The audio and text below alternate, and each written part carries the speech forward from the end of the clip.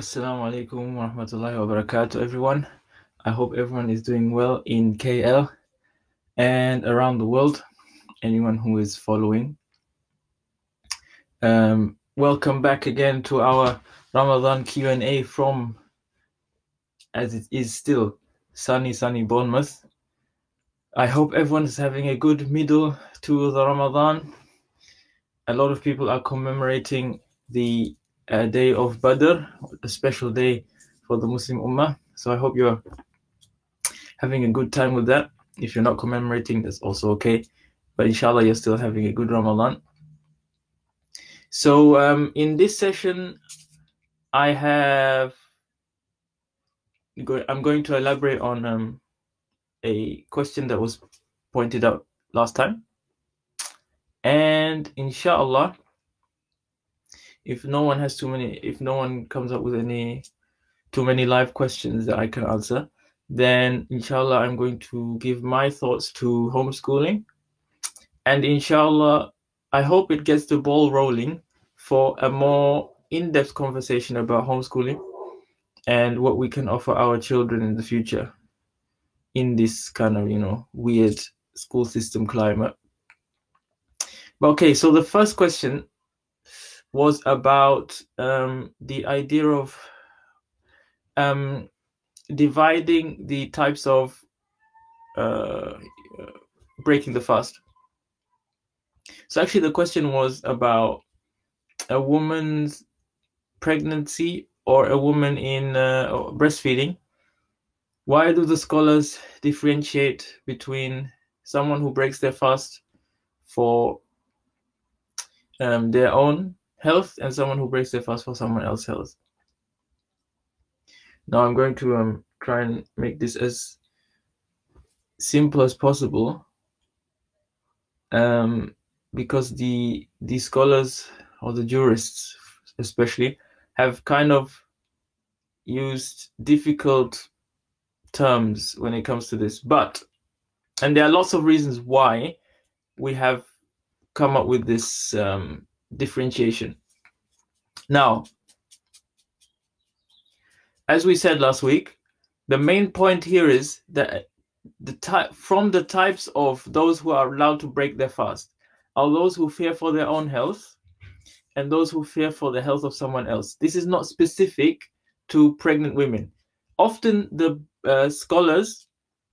legal scholars talk about the instance of pregnant women because it's a frequently asked question. But in actual fact, they do come under the same ruling of whoever breaks their fast for their own sake and whoever breaks their fast for the sake of someone else. Now, number one, if the woman breaks her fast because she fears for her own health, when she's breastfeeding or when she's pregnant, then she only needs to make up the days missed. If the woman is breaking her fast for the health of the baby, so when she's breastfeeding the baby or when she's pregnant and she's been advised not to fast, then this comes under the category of breaking the fast for the health of someone else. If the woman is breaking the fast because of both her health and the baby's health, then she's the same as the person that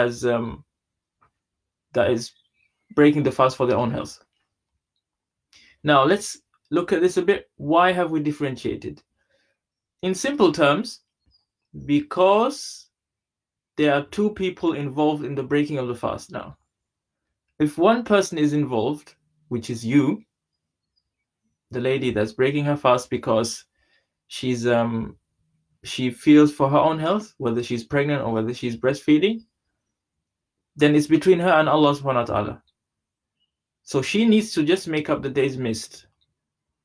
This is kind of as well like the person that broke their fast on purpose, even though that's haram. They broke their fast on purpose, but that's between them and Allah subhanahu wa ta'ala, so they need to make up that fast. It's also kind of like the menstruating women who break their fast because they've been told to, it's a command, but they kind of have to make it up. So now, if you're breaking your fast for the sake of someone else, For example, you're breastfeeding, and if you fast, then you won't be feeding with enough potency.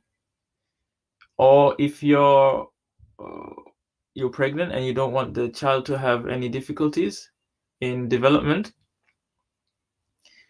then you have involved two people in the breaking of your own fast. First of all, you're breaking the fast, right? So you have to make it up. Secondly, someone else is involved in the breakage of your fast. So now we have to pay fidya for that person. So they have become a reason for you breaking the fast. So you need to pay fidya on, like, kind of pay fidya on behalf of that person. That's the understanding. Obviously, there's also the secondary thing of Allah subhanahu wa ta'ala giving the hikmah of fidya, to involve those who can't fast in the blessings of Ramadan. Often an example that is cited alongside this is, for example, the person who needs to do the kafaratul uzma. I know we don't want to talk about this. This never happens in Ramadan, but someone has had intercourse with their wife in the day of Ramadan. So now these people set aside the huge fasting they need to do as well to repay, but they need to pay as well, don't they? Because two people were involved in the breakage of the fast. So this is kind of the idea. I hope that makes things a little bit clearer, inshallah. We can go into all the details, but it does get a bit complex. Now, there's also this. Oh, sorry. I think that concludes the issue. I'm kind of like, my mind is going. But yeah, inshallah, that concludes the issue. I was asked recently about Zakatul Fitr. Inshallah, we'll go through in a little bit of detail in the next session, inshallah, if everyone's still alive. Ameen ya Rabb. But now, a little bit of my personal views and personal experiences on the issue of homeschooling, first of all, for Muslims, and also preparing kids for maybe going to Tareem. When the question came in, it was mentioned that they saw that a lot of, young people that had studied in Tareem have a incredible respect and love for their teachers. And they kind of have like a spiritual connection. How is this cultivated? So first of all, and obviously there are people much more versed in this, I kind of going into my personal experience of homeschooling.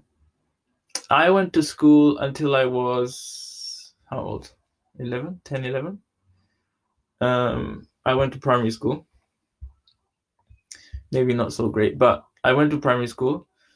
And then my parents decided, especially when we moved here to England, my parents decided that they were going to teach me at home.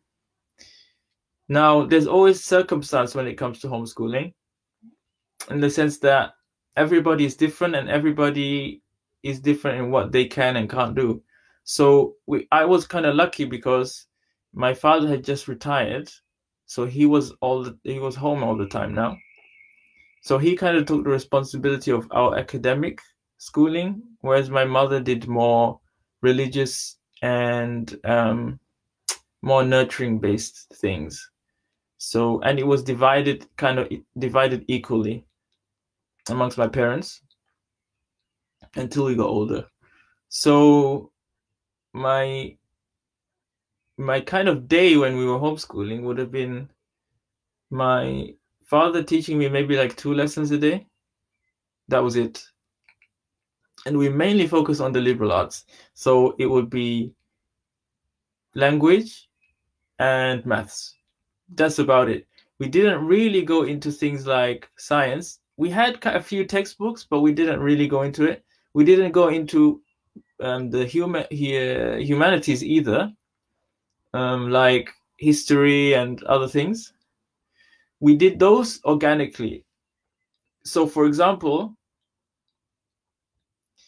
my mom would take me to lots of local museums and would take us to meet local historians, and they talk about history to us in a very different way. So it wasn't like someone talking in a classroom about history. It's kind of like this weird list of information that you don't know why it's relevant, but so we'd make it more alive. My mom would take us to, notable people in the area.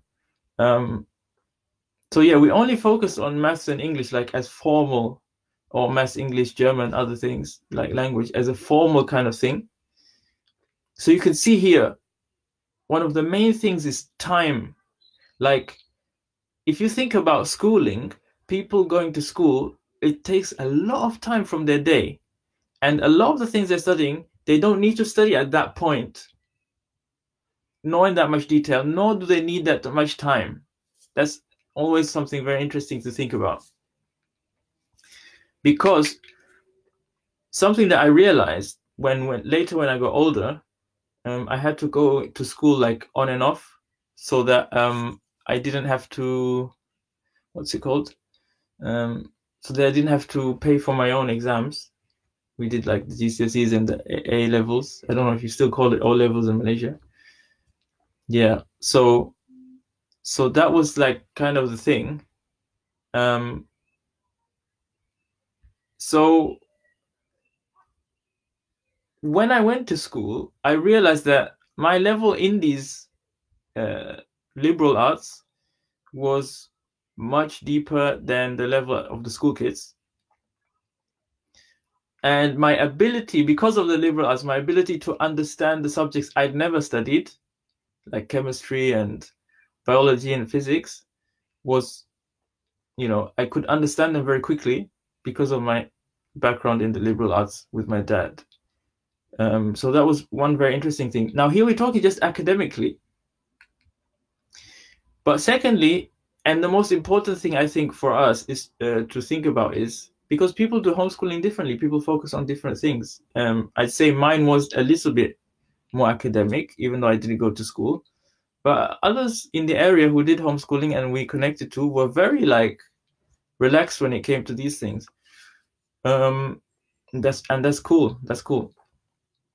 But one very important thing and something that stuck with me is association. When it comes to kids and association, what do they associate good feelings, good memories with, and a spiritual connection with? So often, if you look at kids, when they reminisce about their school time, even though it wasn't that great and kind of a waste of time, but they always talk about like, but it was fun with my friends. So school has often got a good association because they made friends there. So that's an example of good association. You associate something with a good memory or a good feeling. So this is what happened with us when it came to religious matters. Like anything connected to deen, anything connected to religion was good for us. Like it made us happy and it grounded us. So for example, when we were homeschooling, we would often go to my parents' home country, Zanzibar, and my parents would put us in school then, like 1 month, 2 months, and we'd also go to the traditional madrasa. So like in Zanzibar, kids go to school in the morning. It's not as long as here. They go to school in the morning. In the afternoon, they go to madrasa. In the evening, they go to mosque. So in the madrasas, like the feeling we got from the ustads and ustadas was amazing. Like they were so down to earth. They're so fun to be around with. And remember, these are the people that are teaching us Quran. They're literally, all they were doing for like 2 hours a day was teaching us how to read Quran. But we wanted to be there. We wanted to be around them as people because it was so nice. And it wasn't like in the madrasa, it wasn't like it was all fun and games. Like sometimes they get angry with us. Sometimes some kids would get beaten, right, at madrasa.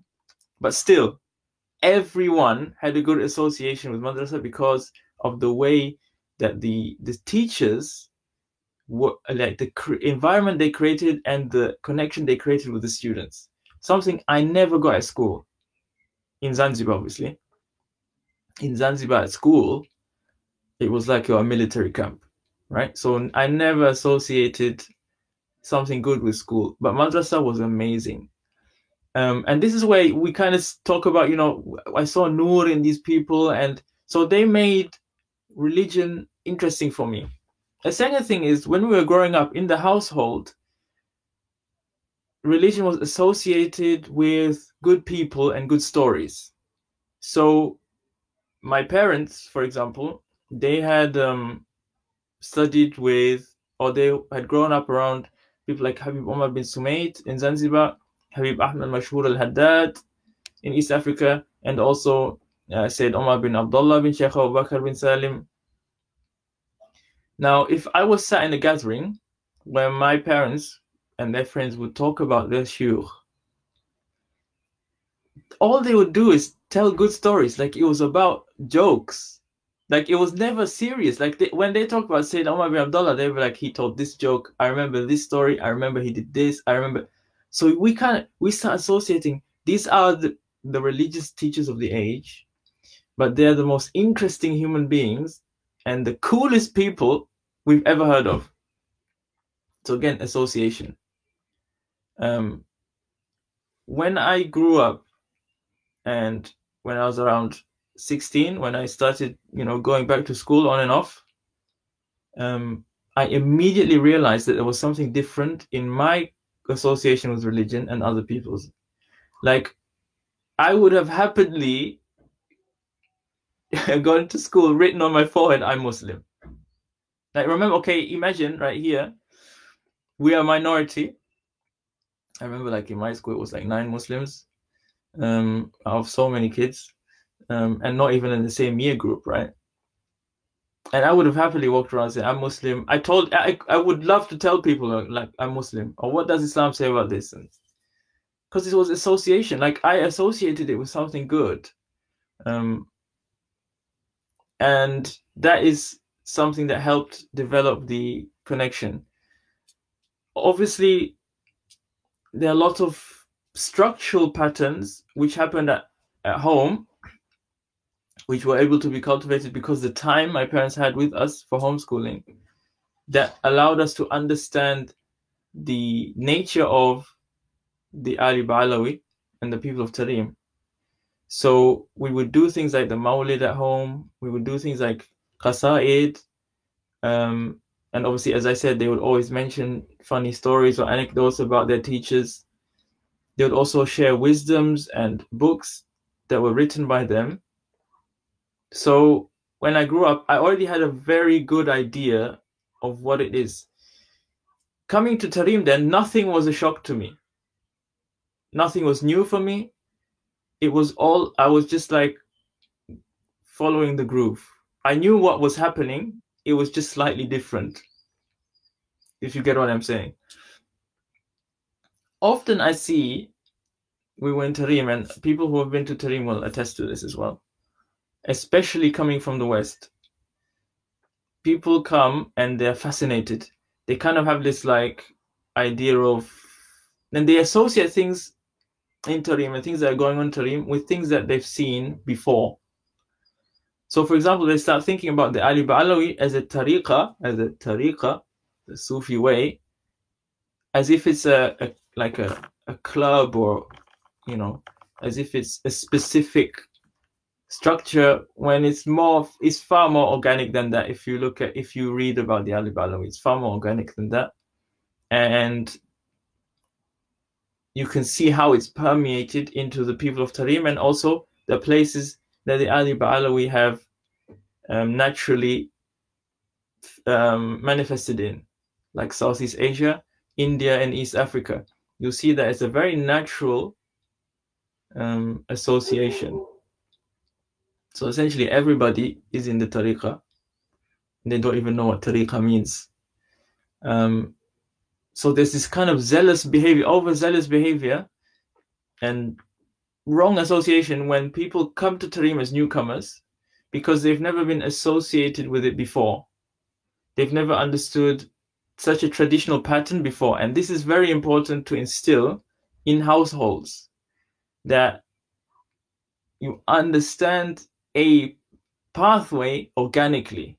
It's not a cult or like some sort of, you have to do this, you have to read Maulid, you have to do this, you have to read this qasida, you have to do all these azkar, no, it's a natural way of living Islam. And this is what I saw in the household. Again, it comes back to time. Had my parents not had so much time with us, then I don't think they would have been able to instill this natural affiliation to the pathway. It was never about, nor was it ever about forcing religious knowledge down us, but it was a lot to do with religion as a moral compass and religion as a background with which you can work with, you can live your life with.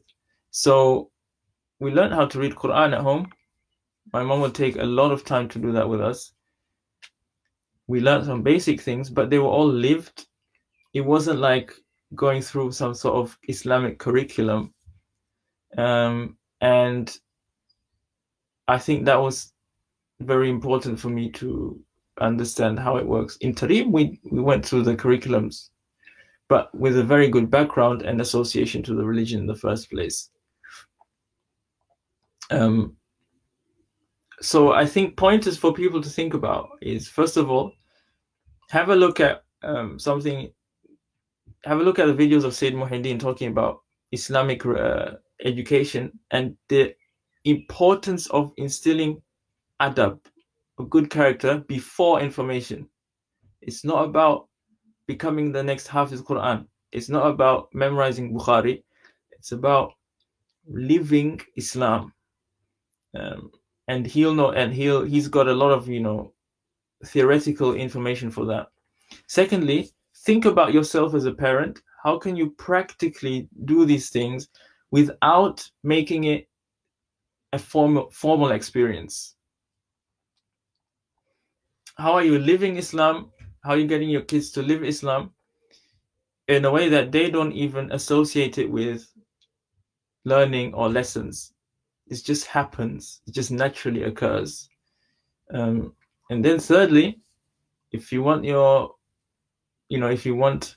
to have them go to places like Tareem and connect at a deeper level and take on some formal Islamic education as well, how have you prepared them for opening up to good people and recognizing the natural progression of spirituality that they are giving them, so that they don't misinterpret things that are happening? So this is very good for, and it should be easier for people in the Malay region, because you have a historical background to this. You have a historical backdrop. Make sure your children associate with it. Make sure your children understand it. Make sure how, this Islam Malayu, but not Islam Malayu in the sense that Malay, there's a Malay type of Islam. But actually, how has traditionally Islam manifested in Malaysia or in the Malay speaking world in general? How has it developed, Islam Malayu? And then how are your kids going to connect to that as if it was, as their heritage, So those are the few mumblings I had in my mind about homeschooling.